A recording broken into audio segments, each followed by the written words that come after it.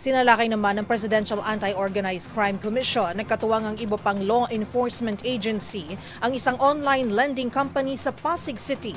Ayon sa PAOK, isinagawang operasyon sa 22nd floor ng Robinson's Equitable Tower sa Pasig City kung saan 168 na empleyado ang inaresto. Kita sa mga na-recover na chat message ang pangaharas sa mga lender na ginagawan pa ng group chat online.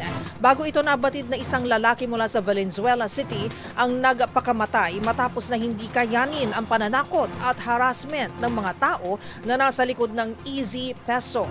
Inihahanda na ang mga kaso sa paglabag sa Data Privacy Act of 2012, the Truth in Lending Act, and the Financial Products and Services Consumer Protection Act laban sa mga hinuling empleyado ng OLA, habang iniimbestigahan na rin kung sino ang nasa likod ng naturang kumpanya.